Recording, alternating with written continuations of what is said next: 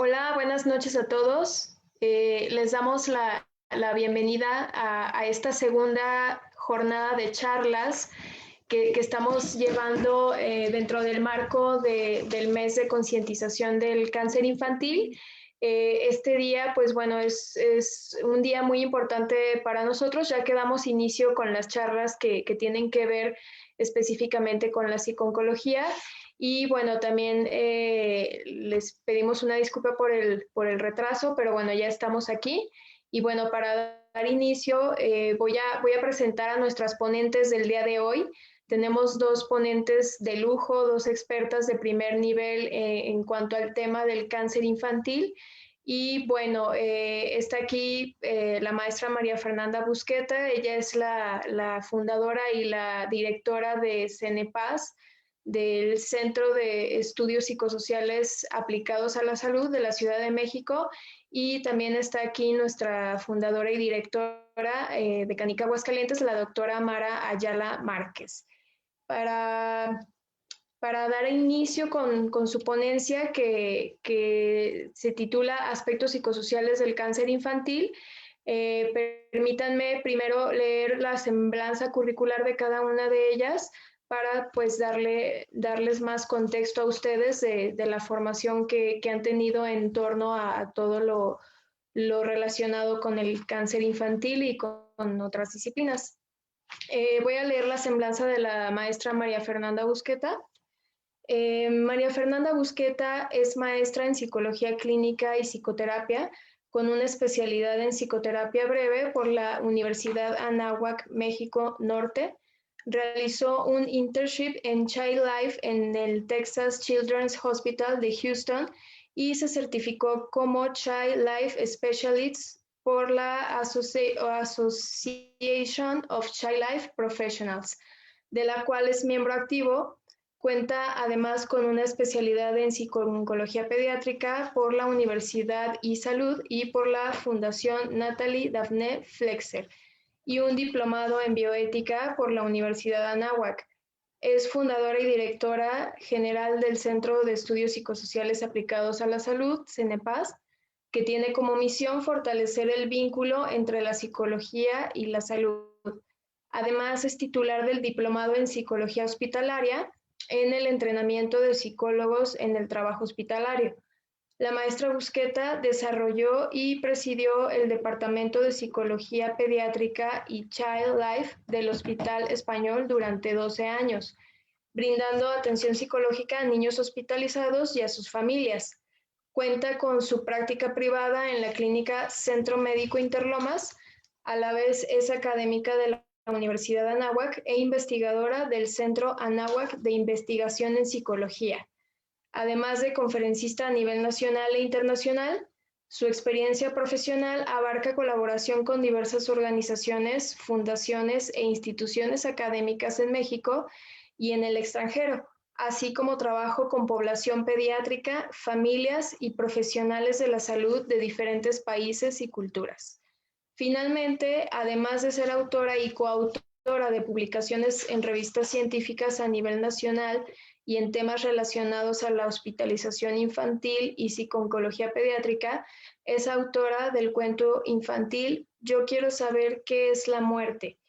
A la vez, es autora de diversos materiales digitales, videos psicoeducativos y recursos de apoyo para pacientes y familias que se enfrentan a una enfermedad o experiencias médico-hospitalarias, así como para la población y personal de salud frente al COVID-19. Y bueno, les presento también a la doctora Mara. La doctora Mara Ayala es fundadora y directora de Canica Aguascalientes, con más de 25 años de experiencia en el trabajo con niños, primero como guía Montessori y luego como psicoterapeuta. Tiene una maestría en psicoterapia por el ITESO, una maestría en psicoterapia infantil por Universidad La Concordia y un doctorado en psicoterapias humanistas por el Instituto Bonagens. Cuenta con una especialidad en psico-oncología por la Universidad ISEP de Barcelona. Fue creadora del concepto de ludoteca, juego creativo en espacios públicos en Guadalajara, Jalisco. Cuenta con entrenamiento en yoga y meditación por la Universidad de Guadalajara. Ha estudiado el programa de Mindfulness para la reducción del estrés de John Kabat-Zinn en el Instituto Mexicano de Mindfulness con la Universidad de Brown. Es autora del modelo de psicooncología pediátrica integrativa extrahospitalaria que aplicamos en nuestra institución, así como de diversos talleres para pacientes y familiares. Se encarga de la capacitación y supervisión de casos y con los estudiantes de prácticas profesionales. Actualmente cursa una maestría en cuidados paliativos y psicooncología en el Centro de Crecimiento Humanista y Fundación Intervive.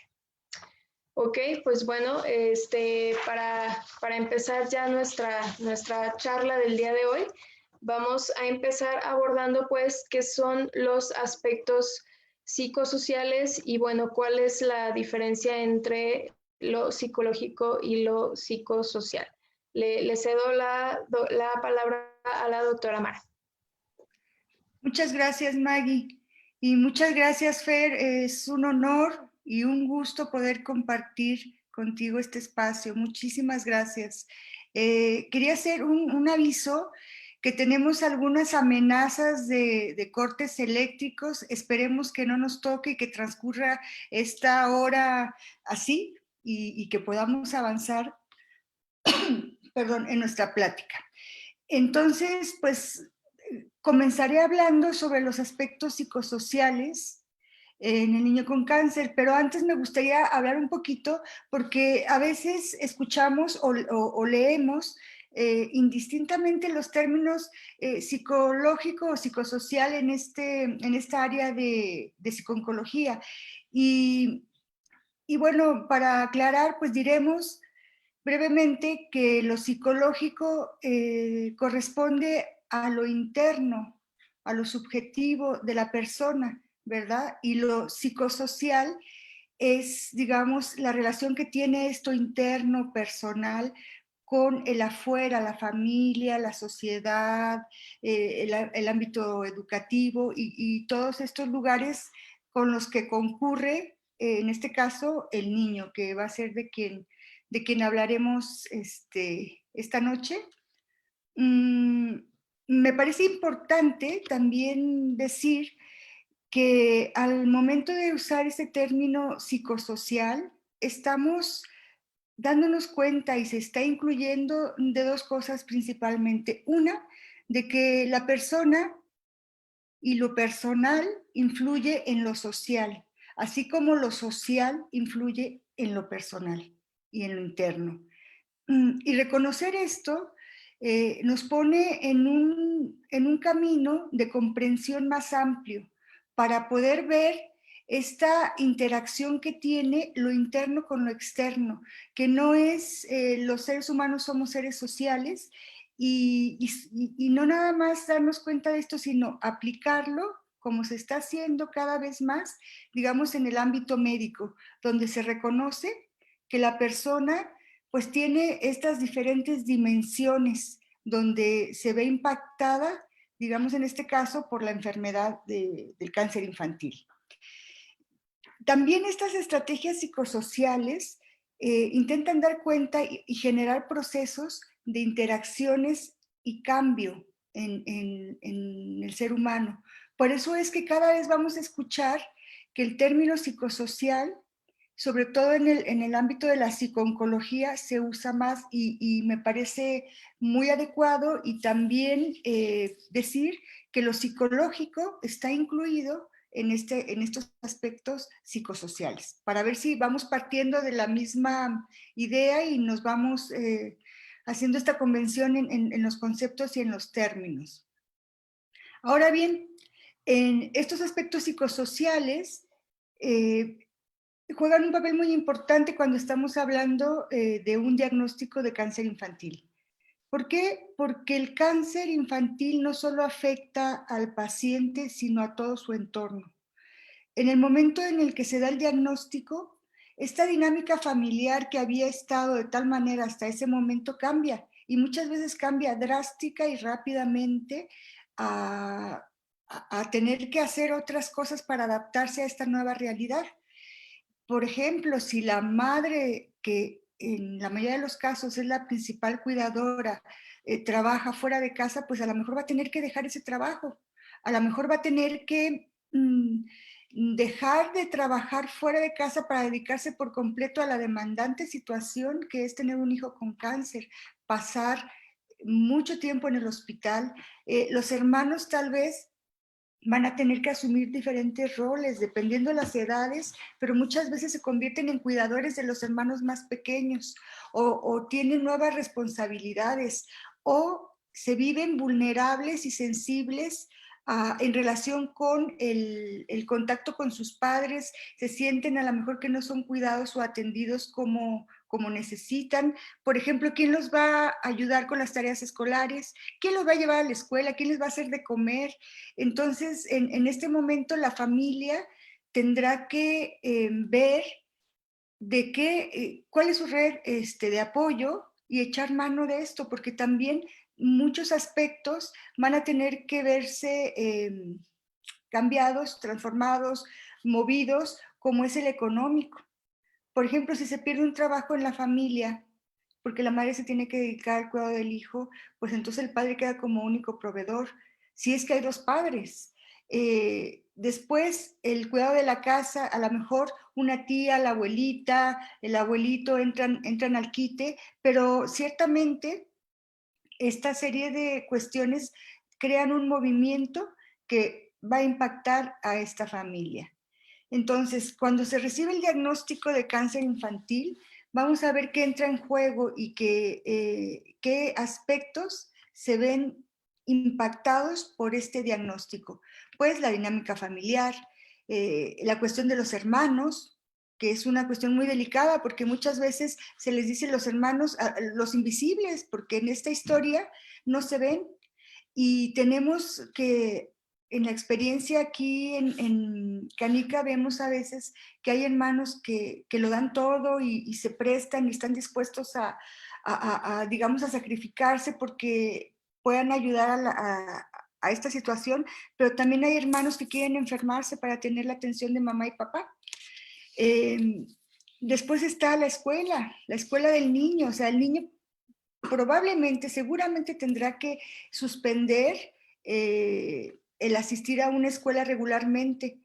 Y claro, afortunadamente hay programas dentro del hospital que apoyan esta área. Y, y bueno, esto, los amigos, las salidas,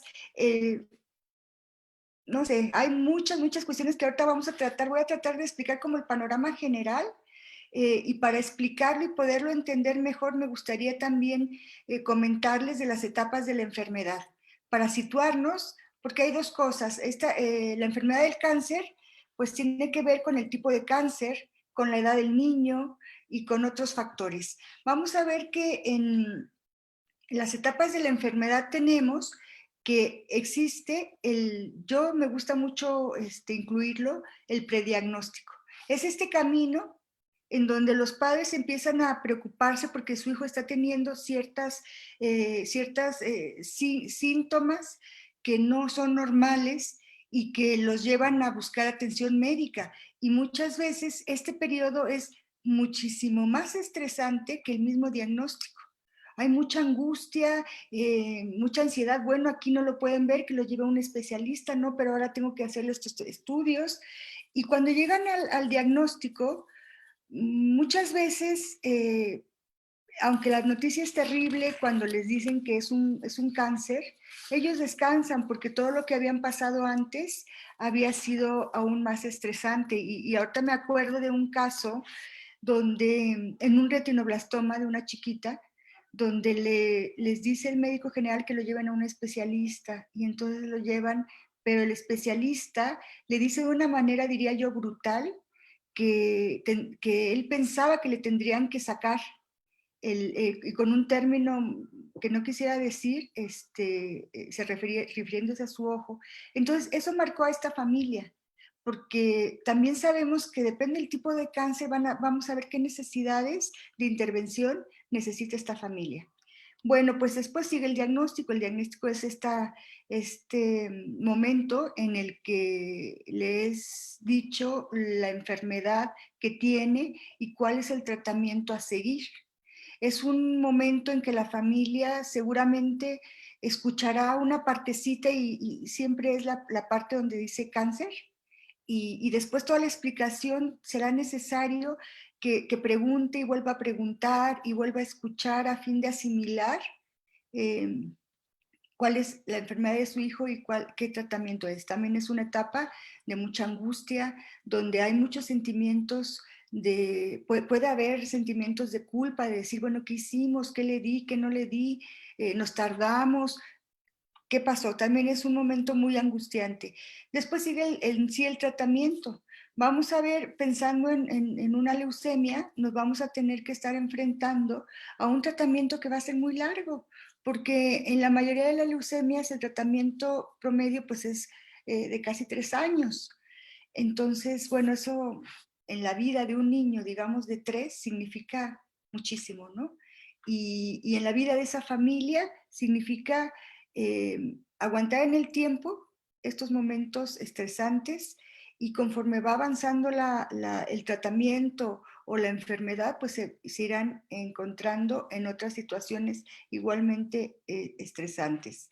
Después tenemos la vigilancia. Se acabó el tratamiento, el niño ya no tiene cáncer y pasa a un periodo de vigilancia donde se le va a estar checando continuamente que no haya una recurrencia de la enfermedad.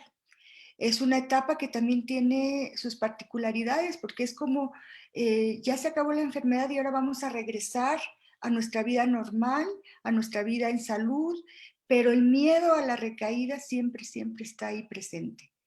Y después ya tenemos varios escenarios, porque a mí me gusta visualizar este camino del cáncer como una montaña con varios senderos, que no sabemos cuál nos va a tocar, porque a lo mejor pasa que tengo tratamiento, me voy a vigilancia y después voy a ser sobreviviente o superviviente. Ya no tengo, después de 5 años que me han estado checando, yo estoy libre de cáncer y ya no tengo la enfermedad.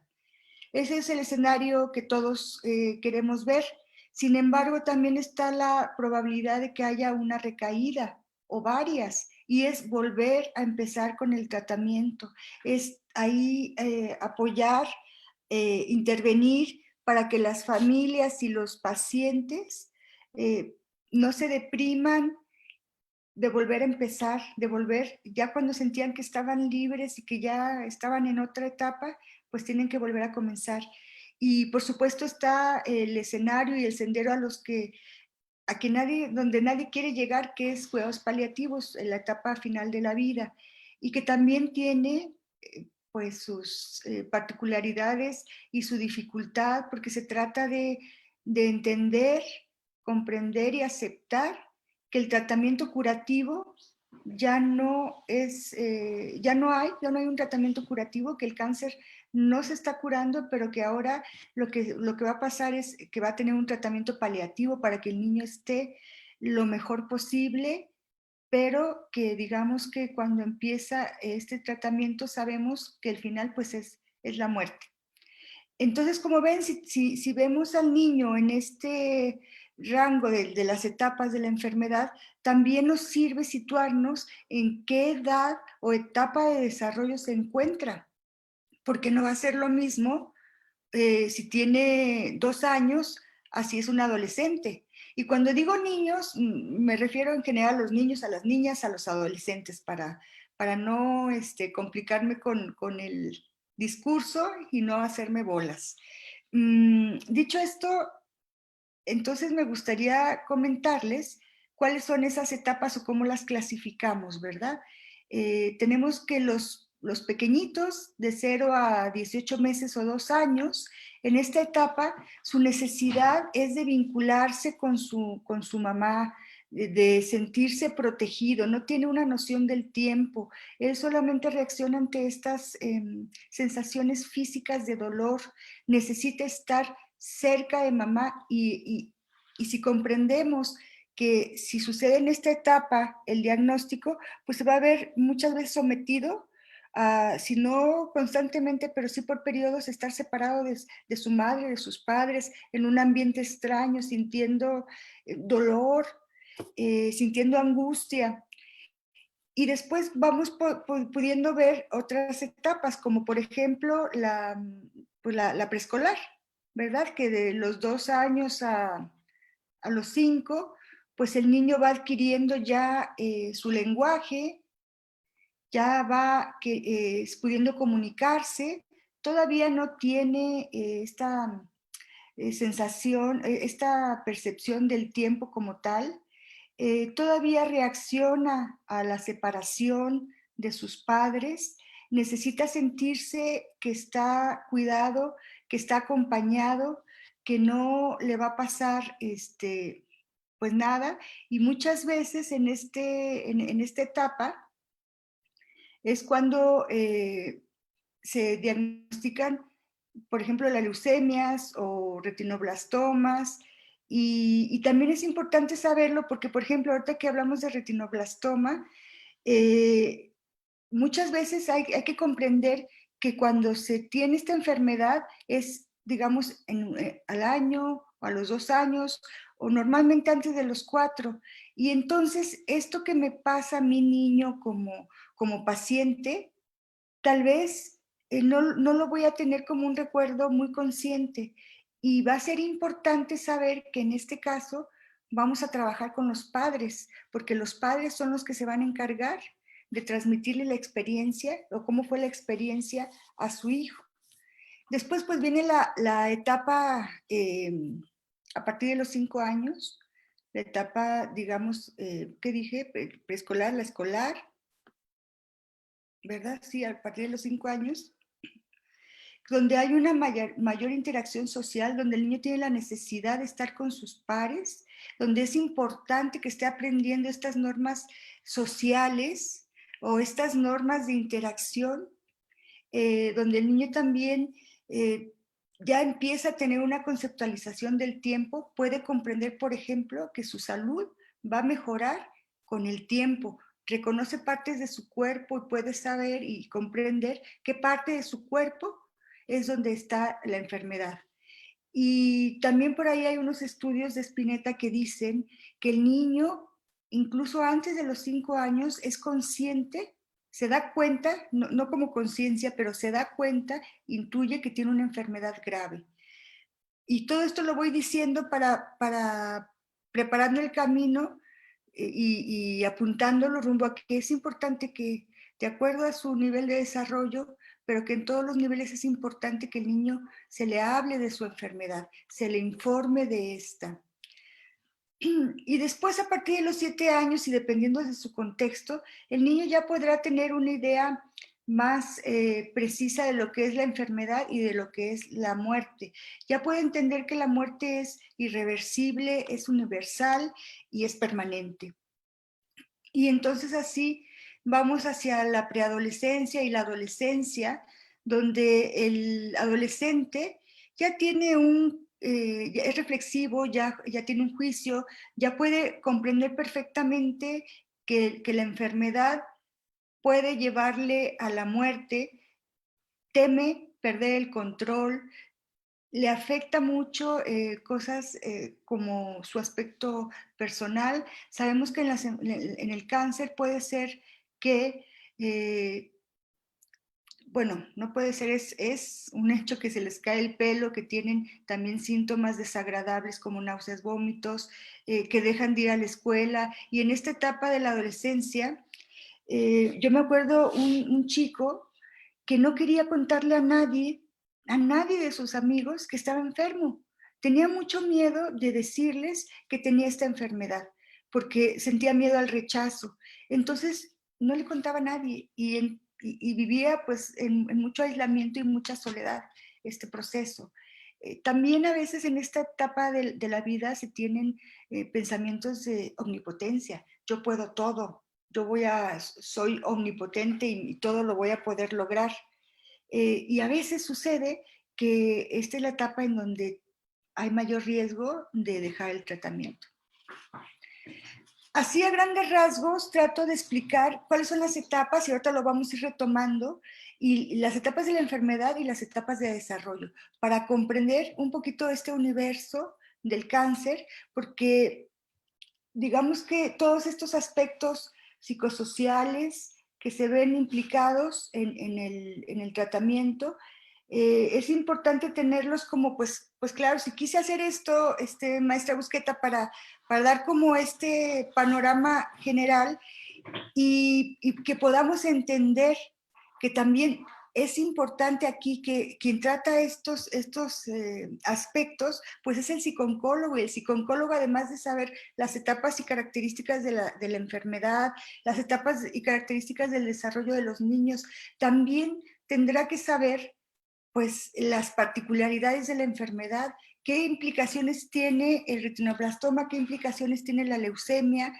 qué implicaciones tiene el osteosarcoma y cuáles son estas de acuerdo a la edad del paciente. Muy bien, pues en general esto de los aspectos psicosociales, esto sería, pero me gustaría hablar del impacto que tiene este diagnóstico y lo que sucede en la familia. Y me gustaría decir que tiene mucho que ver en cómo esté la familia al momento del diagnóstico.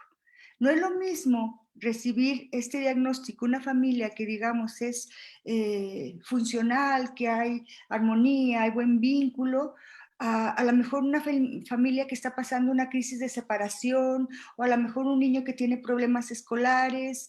Es decir, cada situación es particular y esto le suma complejidad a este proceso, porque ya veremos cómo los padres reciben esta noticia, cómo los niños reciben esta noticia y cuál va a ser su manera de afrontarla.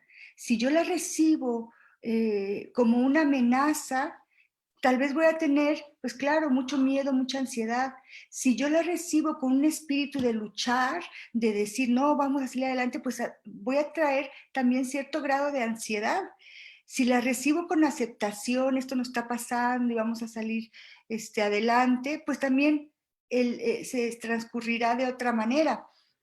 Pero depende mucho cómo la familia esté ante el momento del diagnóstico. Pero definitivamente, sea cual sea su situación, este diagnóstico sacude y cambia la dinámica familiar.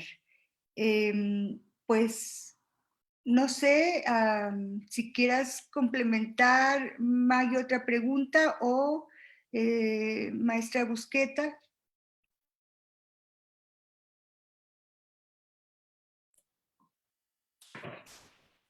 Bueno, parece que... Bueno, no, no importa.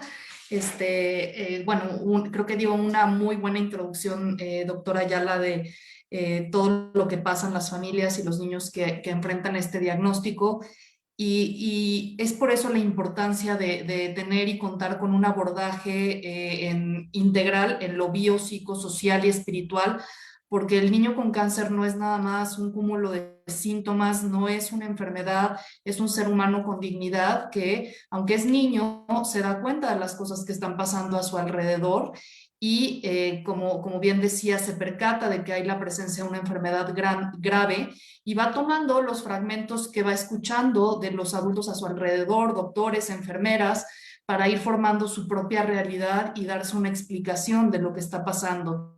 Entonces, no solamente es importante atender los aspectos médico-biológicos, que desde luego son prioritarios en cuanto a preservar su salud o poder recuperar su salud, sino también el abordaje emocional, porque como bien lo comentaba, se enfrenta desde la etapa de prediagnóstico, que se me hizo muy importante que usted hiciera este énfasis en esa etapa, que no siempre se considera como una de las etapas de intervención, y a mí también me parece fundamental. Por lo mismo que comentaba de todo lo que sucede en esa etapa, son muchos procedimientos muy invasivos para llegar al diagnóstico y todo pasa muy rápido.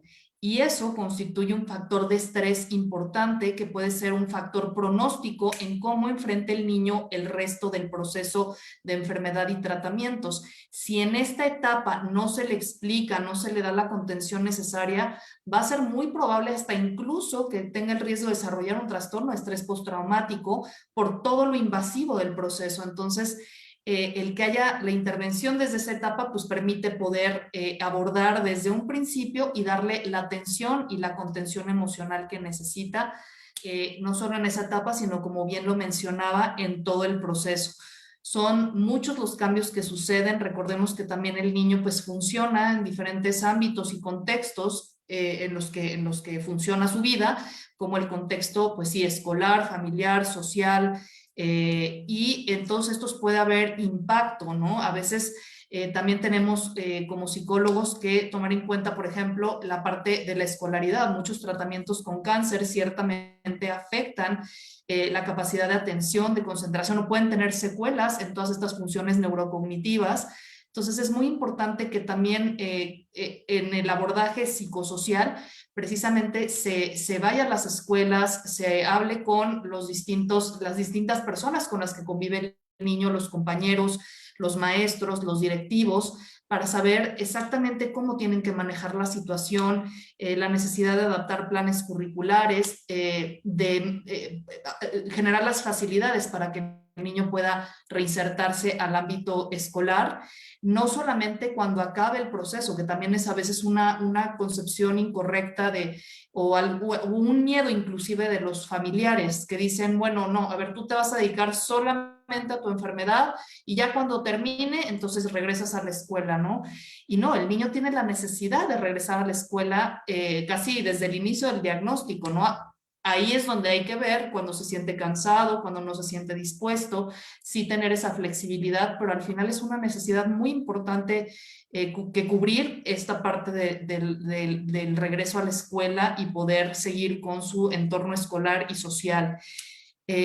También pues la parte familiar, cuando hablamos de intervención o abordaje social, pues como usted bien lo decía, no es nada más al niño al que impacta la enfermedad, impacta a toda la familia en diferentes niveles y a veces no solo a la familia nuclear, sino también a la familia extensa, a abuelitos, tíos, primos, que se preguntan qué es lo que está pasando.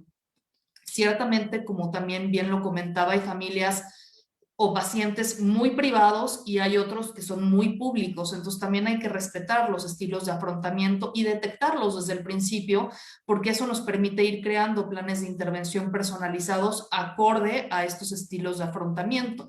Si es un niño activo, pasivo, si es más bien evitativo, y todo esto lo vamos evaluando, por eso la importancia de hacer evaluaciones muy integrales, muy profundas para saber exactamente este niño, esta niña o adolescente, cómo funcionan, cuáles son las estrategias que pueden tener. Hay muchos niños que dicen, yo quiero ver, ¿no? Cuando se enfrentan a un procedimiento y aunque, ¿no? La enfermera está tratando de voltearles la carita, de taparles los ojos, ellos dicen, yo sí quiero ver lo que está pasando. Y ese es un estilo de afrontamiento. Entonces, conocerlos pues permite que demos mejores intervenciones, así como los estilos también de afrontamiento de sus familiares.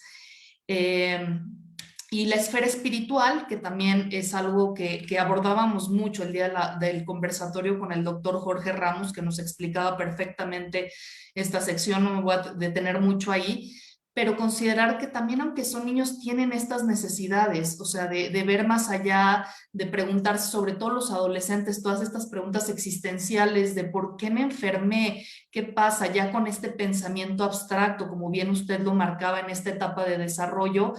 Y aquí pues también es importante no intentar adoctrinarlos, ¿no? En lo que nosotros creemos que es lo correcto, sino dar pie y validar a todas estas preguntas y cuestionamientos que ellos se hacen, crear una alianza con ellos como nosotros como psicólogos, como una figura que no vamos a representar una figura más de autoridad, sino más bien aliados para ayudarlos a enfrentar pues todo lo que están viviendo y siempre validando lo que tengan que decir, ¿no? Tanto niños como adolescentes.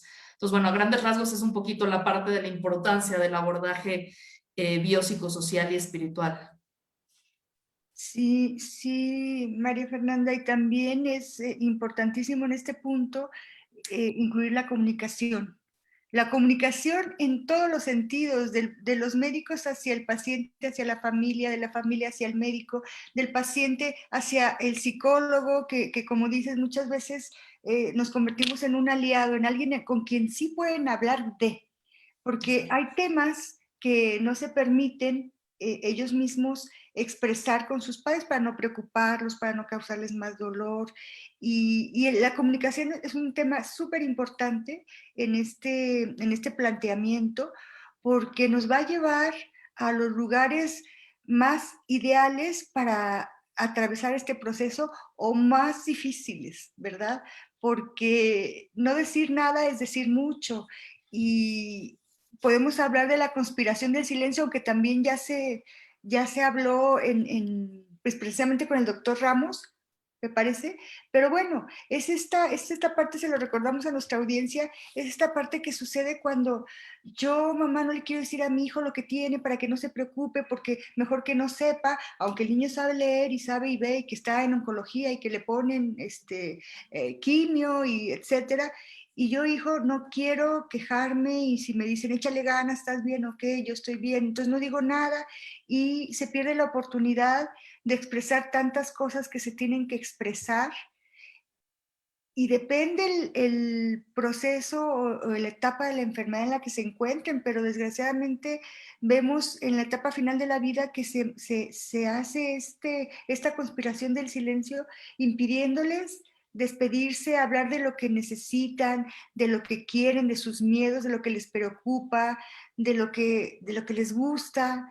Y bueno, se vuelve muy complicado. Entonces la comunicación a mí también me gustaría pues remarcar esta parte que es importantísima en todos los sentidos y que el psicólogo en este caso es como, no sé, María Fernanda, ¿cómo lo veas tú? Porque nosotros podemos hablar desde nuestro ámbito extrahospitalario y de hecho el modelo de intervención que tenemos es para fuera del hospital, pero tú estás ahí adentro y creo que va a ser muy interesante ver estos puntos de vista desde cómo se ve los que trabajamos fuera del hospital y cómo lo ven quienes están dentro del hospital.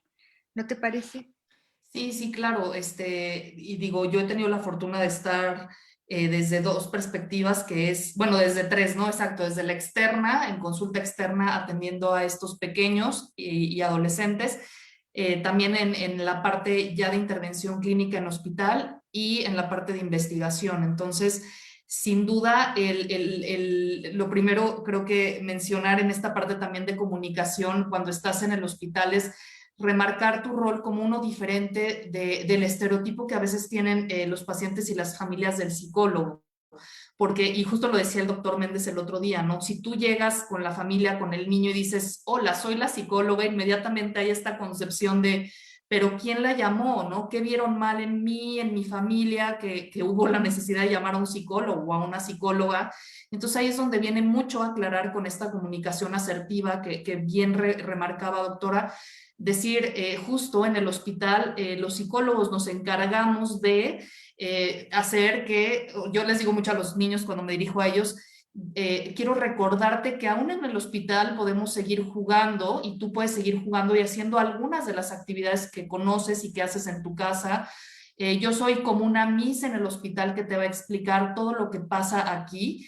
Y a veces hago esta comparación porque, bueno, obviamente la Miss es alguien a quien ubican muy bien, pero si tú le preguntas tal vez a un niño de 5 años y sabe que es un psicólogo, ahí es donde duda un poco, pero ya, bueno, le vas aclarando, ¿no? Que los psicólogos nos encargamos de ayudar a las personas a expresar sus sentimientos, a poder comunicar lo que sienten, a saber cómo pueden enfrentar cosas que les dan miedo. Entonces, ahí es donde empiezo yo como a psicoeducar en esta parte de mi rol en el hospital y que conozcan que yo voy a ser esa persona que los va a acompañar desde una posición y desde una visión terapéutica, desde luego, pero que la enfermedad ciertamente y los procesos de hospitalización conllevan un estrés importante porque es enfrentar a veces cosas desconocidas que no sabemos qué va a pasar, no tenemos la certeza de si los tratamientos van o no a funcionar y que contar con la compañía de esta persona, pues desde luego facilita que ellos se sientan más tranquilos, que puedan aclarar sus dudas.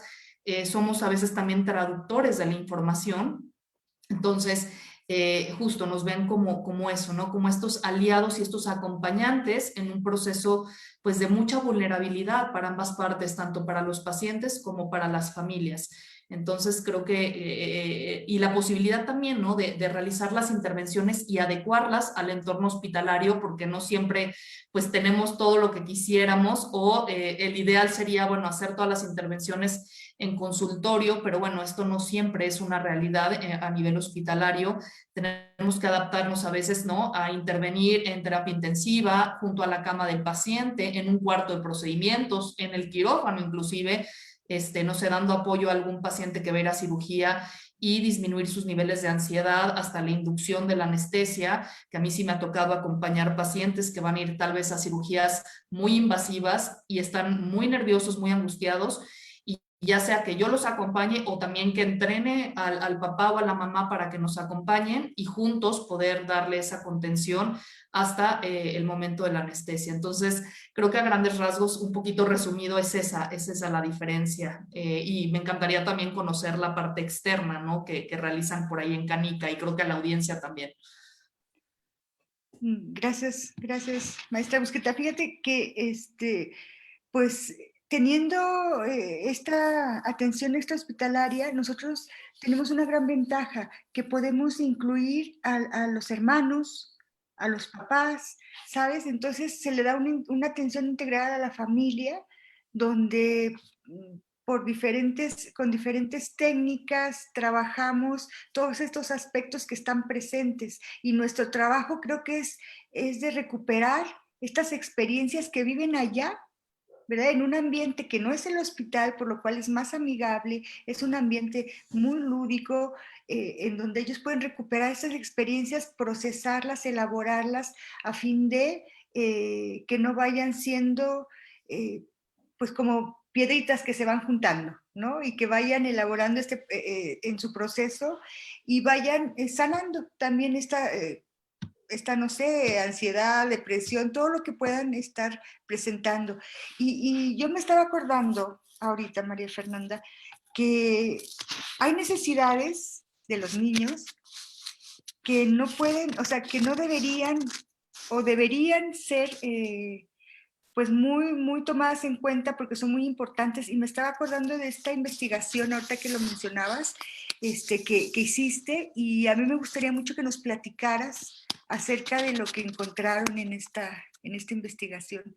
También porque me lo recordó esto de hablar con el chico acerca de lo que le está pasando. Entonces, si quisieras compartirnos.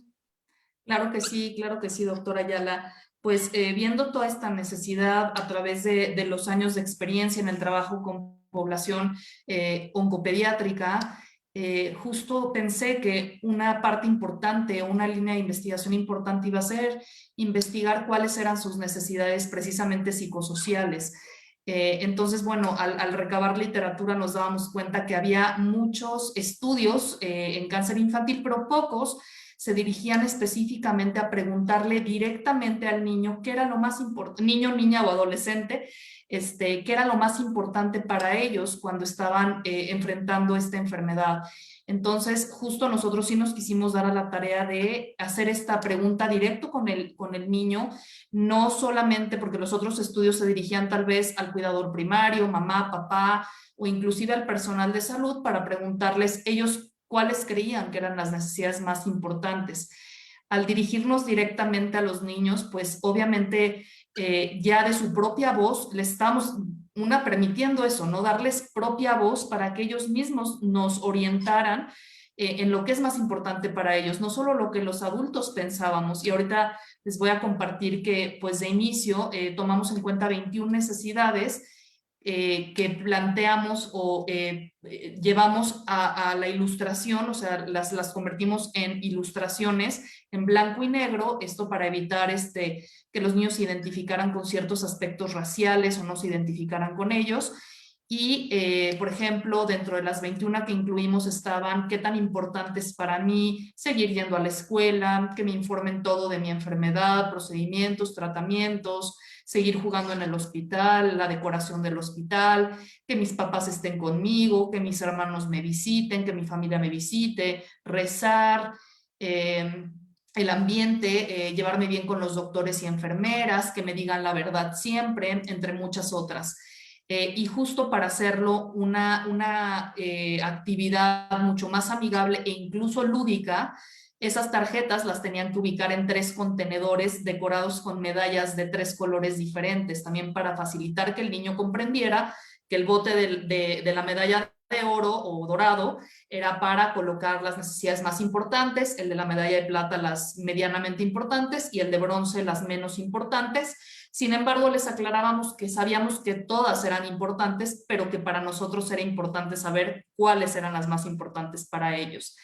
Y nos sorprendimos porque uno pensaría que pues de las necesidades más importantes para un niño serían jugar en el hospital, por ejemplo, y nos dimos cuenta que muchas veces el niño prefería colocar en el bote de las más importantes o incluso sacrificar la necesidad de jugar porque solo podían poner 7 en cada uno para asegurar una distribución equitativa. Entonces decían, no, prefiero dejarla de rezar como más importante y a lo mejor quitaban la de jugar o desde el principio no categorizaban jugar como la más importante, pero sí, por ejemplo, rezar, que nos llamó mucho la atención y tal vez nunca nos hubiéramos imaginado que iba a ser una de las más importantes. Y coincidía, y bueno, hemos hecho algunas fases de esta investigación y además coinciden algunos de los resultados con los encontrados en otros países, que la necesidad universal y más importante para todos los niños, digo, parece obvia y evidente, pero así como parece obvia y evidente, todavía hay muchos hospitales en donde no se está llevando a cabo, que es estar acompañado por mamá y papá, ¿no? Que mis papás estén conmigo. Es la número 1 en grado de prioridad, tanto en México como en otros países, seguida de recibir información de mi enfermedad, procedimientos y tratamientos y sentirme seguro y protegido. Entonces ahí podemos ver cómo estas 3 necesidades son básicas y que muchas veces se pasan por alto. Se dice, ¿para qué le doy información al niño? No la va a entender, no la va a procesar, se va a angustiar. Y ellos mismos nos dicen que para ellos es importante y no solo brindárselas, sino brindárselas en un lenguaje honesto y entendible para ellos. Qué interesante. Qué interesante, María Fernanda. Fíjate que así como está transcurriendo la charla, yo no quisiera ver si Maggie tiene algunas preguntas y al mismo tiempo, mientras esto lo ve Maggie, no sé si quisieras ir cerrando algún tema que se nos haya estado quedando fuera, o Maggie, si has identificado algo de lo que hemos olvidado mencionar. Bueno, Mara, bueno, así como tal los temas que se están llevando a cabo en la charla, más que nada pues sí han surgido algunas preguntas y algunas inquietudes. Les voy a leer 3 que se me hicieron muy relevantes acerca de los temas que se están tratando. Bueno, primero, bueno, nos mandan saludos. Isabel nos dice muchas gracias por esta charla tan interesante. Rocío Perea, ella nos está viendo, ella pues es mamá de un paciente que tuvimos, de José Emilio. Un saludo para ti, Rocío, nos manda saludos. Y bueno, nos comenta la, la fe de los niños es wow, nos dice Misraim Jackman. Y bueno, por aquí nos pregunta Adriana Gándara, ¿qué pasa cuando no se informa a un niño de su enfermedad? Esa pregunta creo que es muy importante. Y también Dani Galván nos dice cómo poder recalcar tanto a los padres como a los médicos la importancia de no caer en la conspiración del silencio. También Dani Galván nos pregunta cómo poder implementar estas necesidades psicosociales en los hospitales. Y Carmen Vera nos dice qué necesidades han detectado en el personal médico. Y bueno, Liliana Torres nos dice muy interesante estudio, ¿dónde podría consultarlo? Doctora, adelante. Pues bueno, vamos a tratar de contestarlas, María Fernanda. Esto de ¿qué pasa si no se le dice al niño su diagnóstico? ¿Qué pasará? Pues el niño, entre otras cosas, se va a hacer una idea, porque ellos tienen una imaginación muy, muy grande y muy potente, y se va a hacer una idea peor de lo que le está pasando. O sea, si nosotros tratamos, y depende de la edad del niño, no sé si haya una edad en esta pregunta específica, pero ¿qué va a pasar con un chiquito que tiene, vamos a poner 6 años, en el que no se le dice qué es lo que le pasa? Y sí, él está yendo a que lo piquen, a que le pongan, ver a sus compañeritos, se le cae el pelo. Yo creo que es un acto de respeto y de cuidar la dignidad del niño, informarle que lo que le está pasando, primero no es su culpa, no es por algo que él hizo mal, no es porque él en esa edad que es el pensamiento mágico y se va a imaginar cosas peores que el decir tengo cáncer, pues va a pasar que el niño va a tener pues muchísima confusión y puede que también se fracture un poquito el vínculo y la confianza con sus padres. Y bueno, yo creo que no va a pasar nada bueno si se le oculta esta información. No sé, maestra Busqueta, si usted quiera. Sí, no, estuvo perfecta, creo que es todo lo que yo también hubiera dicho y solo complementaría con que yo soy muy enfática con los papás cuando se da esta situación. Desde luego, pues al final hay ciertas cosas que ellos piensan que es la mejor, ¿no? Y también hay que ser sensibles a que ellos dicen, bueno, no lo quiero angustiar, no le quiero revelar. Sin embargo, soy muy enfática a decir, sí, pero ustedes sí tienen con quién desahogarse, sí tienen con quién preguntar sus dudas, sus inquietudes e incluso con quién verbalizar sus peores temores. Y si no se tiene esta comunicación abierta con el niño y el niño detecta que no está bien hablar de esto o que pone a sus papás angustiados, tristes y no están tolerando las dudas y preocupaciones o miedos del pequeño, entonces él solito va a tener que atravesar todo ese proceso tratándose de dar una respuesta a todas estas inquietudes sin tener a alguien con quien compartirlas y eso lo va a estar atormentando. Entonces no va a ser como contraproducente toda esta tranquilidad que se buscaba al supuestamente pensar que no decir la verdad estaba bien, tiene este efecto colateral, que es el niño va a vivir abrumado por no saber lo que está pasando y desde luego sospecharlo, porque evidentemente no le podemos ocultar, ¿no? Que la bata del doctor diga oncólogo, que la unidad donde le ponen la quimioterapia diga oncología, ver a otros niños a su alrededor que tienen diferentes cambios o inclusive que mueren. Entonces, nunca vamos a poder ocultar la verdad al 100%, siempre el niño va a tomar estas claves que ve a su alrededor. Y entonces lo enlazo con la siguiente duda, esto de la conspiración del silencio. ¿Qué hacemos para que no suceda?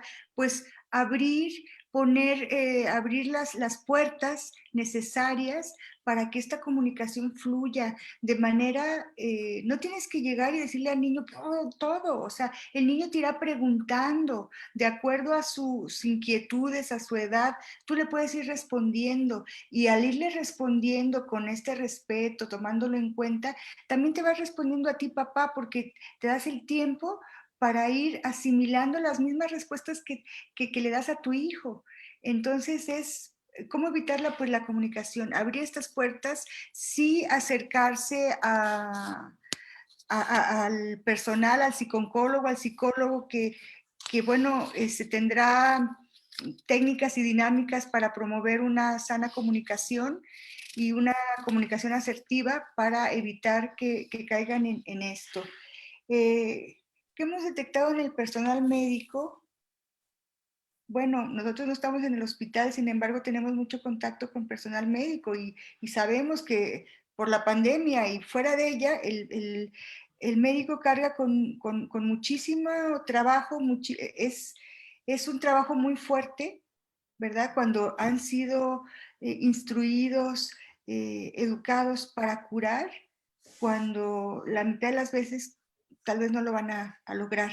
Entonces esto es una carga, es muy estresante, hay que cuidar eh, estos factores de riesgo, tal vez la edad, el estado civil o las otras pautas que se ven para tomar en cuenta en esto del síndrome del burnout, pero definitivamente también la invitación para ellos es que se acerquen.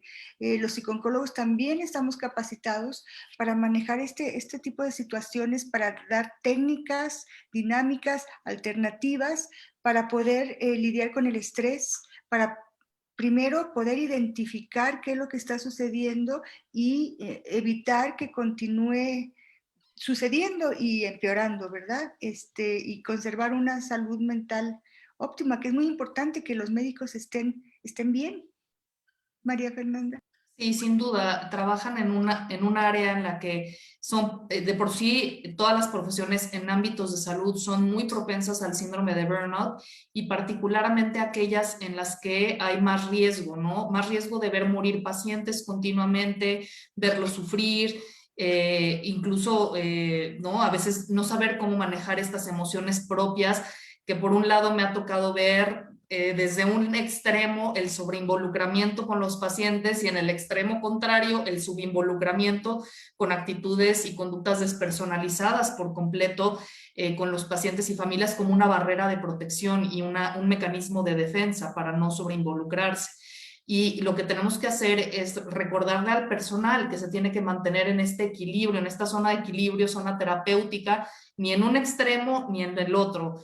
Y para eso, precisamente, como bien decía la doctora Mara, estamos los psicólogos capacitados para brindar pues todas estas herramientas de autocuidado, de inteligencia emocional, de prevención para detectar signos y síntomas del burnout, pues con el suficiente tiempo o tratando de prevenir y también detectando a aquel que ya está pues en una etapa más avanzada.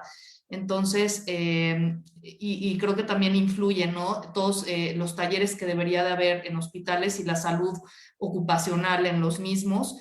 Y en cuanto a comunicación, les recomiendo ver justamente un webinar que hicimos y está en la página de CENEPAS, que es para comunicación de malas noticias en contexto hospitalario. Y un claro ejemplo, y digo, quiero aquí mencionar al equipo de psicología de urgencias del Hospital Gea González, que han trabajado mucho en capacitar personal de la salud para saber cómo tener este tipo de comunicación con los pacientes y justo ellos fueron quienes nos hicieron favor de dar este webinar. Entonces, para todos quienes quieran compartirlo y formar a personal de salud en cómo comunicar malas noticias, pueden remitirse a este recurso que con mucha generosidad nos compartieron del Hospital GEA, además de todos los que ellos han desarrollado. Gracias, gracias María Fernanda. Seguramente muchas personas de la audiencia se estarán preguntando, ¿y cómo yo me puedo preparar para hacer esto, para trabajar con los niños, para trabajar en un ambiente hospitalario, para saber todo esto acerca de las necesidades y aspectos psicosociales? Y pues tenemos que preguntar, María Fernanda. Sabemos que es un esfuerzo el hacer este tipo de charlas, hacer este tipo de alianzas, porque somos, creo que ambas interesadas en compartir, en aprender más, en difundir más, en hacer una comunidad interesada en la profesionalización, en el aprendizaje, para hacer las cosas como deben hacerse. Pero sabemos que tú tienes un diplomado y por favor te quisiéramos pedir si nos lo puedes compartir. Qué linda, muchas gracias, doctora. Sí, concuerdo, es necesaria la profesionalización y saber que como psicólogos generales sí podemos tener muy buenas intenciones, pero como bien lo dijo, en el trabajo con pacientes con enfermedades de carácter agudo o crónico, tenemos que saber mucho más, ¿no? Que a veces lo que aprendemos en la carrera y saber cómo funcionan estos procesos, cómo impactan al paciente en todas las esferas, como ya lo decíamos. Entonces, justo el diplomado se creó y se desarrolló como respuesta a muchos psicólogos que llegaban a trabajar al ámbito hospitalario y sentían no contar con las herramientas suficientes para poderse desarrollar ahí, además de pues, los obstáculos personales que yo tuve que enfrentar cuando empecé a trabajar en esto hace ya también algunos años. Y entonces, bueno, pues se creó el diplomado para poder brindar más herramientas a los psicólogos, poderlos formar en diversas intervenciones, en diversos escenarios que se pueden presentar en contextos hospitalarios, y no solamente en la parte de intervención con pacientes y familias, sino también para conocer formatos hospitalarios, cómo desarrollarlos, cómo responder a una solicitud de interconsulta, cómo documentar intervenciones en el expediente clínico, conocer cómo está conformado el expediente, la relación con el personal de salud, cómo nos comunicamos de forma interdisciplinar. Entonces es un cúmulo de conocimiento teórico y práctico para que las personas interesadas, los psicólogos interesados puedan tener esta formación, ¿no? Y Pues ahí justo tiene. nuestra novena generación va a empezar en agosto, y ya está la oferta académica en la página www.cenepas.com. Ahí pueden consultar el perfil de egreso, todos los requisitos, cuánto dura, los horarios, etcétera, y podrán empezar a postularse a partir de abril. Pues ahí tienen, genial, muchas gracias María Fernanda. Pues no sé qué más pudiéramos agregar ya para cerrar, ir cerrando, creo que ya estamos en tiempo. Yo agradecerte muchísimo, pues tu participación siempre la consideramos muy valiosa, y agradecer a la audiencia su interés y su disposición y acompañarnos. Maggie, no sé si tenemos alguna otra pregunta, cerramos. Tú Sí, dinos. bueno, como último comentario nos dicen muchas gracias por toda la información, porque creo que como sociedad no sabemos si en algún momento podemos reconfortar a alguien que esté pasando por una situación así. Y otro comentario que nos dicen que es curioso cómo a veces muchas personas que están pasando por esta situación quieren omitir la palabra cáncer como si no estuvieran viviendo esta experiencia, como si fuera peligroso decir la palabra cáncer al paciente o al niño en este caso. Y bueno, nos pregunta Pao Jiménez si el diplomado es en línea, Fer. Sí, así es, será en línea la novena edición también. Ajá, y bueno, nos dice Martín Velázquez, muy buena charla, todos los aspectos muy interesantes al momento de abordar el cáncer con los niños y adolescentes. Gracias. No, pues muchas gracias también. Nada más yo quería hacer un último comentario de Dani Galván, que preguntó. Ella fue una de mis alumnas con las que hicimos una parte de la investigación, entonces también siempre reconocer el esfuerzo de las estudiantes que estuvieron involucradas en este proceso, y le agradezco que hoy haya estado escuchándonos en la plática. Pues muchas gracias, te agradecemos mucho, María Fernanda, les agradecemos mucho a toda la audiencia, y pues los esperamos mañana. Es una charla interesante, hablaré de la metáfora bélica, así que pues ahí nos veremos. Muchas gracias, doctora Ayala, y ciertamente sumando esfuerzos vamos a seguir creando propuestas, que es lo más importante, y bueno, seguiremos con estos conversatorios que con mucho cariño preparamos para todos ustedes en estas semanas. Entonces, gracias y que tengan buenas noches. Exactamente, muchas gracias, buenas noches, auditorio, y hasta mañana. Hasta luego, Maggie.